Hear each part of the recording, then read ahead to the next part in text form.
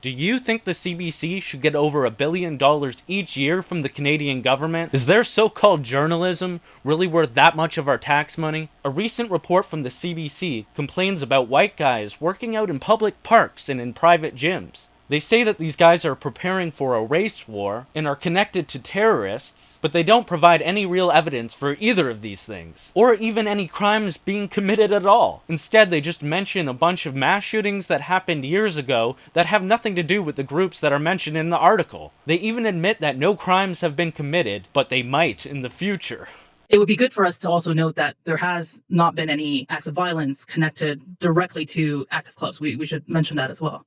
No, we haven't seen any. This sounds like 1984 meets Minority Report, except it's against white guys who like to work out together. Meanwhile, they cover up a constant cascade of new Canadians involved in violent criminal gangs. And they also promote the lie that hundreds of Indigenous children were mass murdered by white Christian priests and buried under residential schools like in Kamloops. And they go out of their way to smear anybody who tries to bring truth to this situation. The people who are arguing that there's 215 children buried in the Kamloops apple orchard don't have any case. There's no case. I'm wondering why it's so important to you to discredit this. I believe in the truth. I think the truth is important. Do you think the truth is important?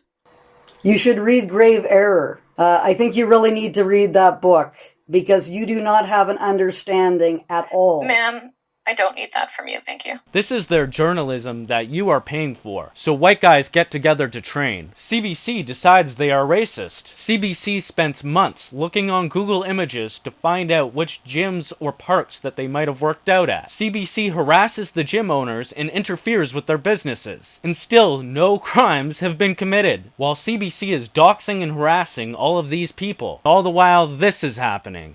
Circle, circle, square, circle, circle, square. That's a pattern. That's a pattern. CBC then gets a comment from this city councillor. They've been sparring in broad daylight, like in this video from Gage Park in Hamilton. You can see the bathroom here and dome here match. Oh, shoot. And that's even closer towards the children's gardens. Ugh, that's really upsetting to see. They pretend that children are in danger because these guys are working out at parks. Meanwhile, newcomers are committing sex crimes against children in record numbers. Maybe they should be thankful that these guys are working out in these parks, so that they could potentially protect these children from these disgusting predators. Then the mayor of Hamilton condemns these groups. That group is not welcome here, and I think we would all agree. Yes, this mayor, whose son looks like this. And she is encouraging the citizens of Hamilton to report hate, which according to this report is any group of guys that looks too suspiciously white. 2 guys working out together in a park? That's a hate group. 3 or more white guys? That's an active crime scene. More than 10?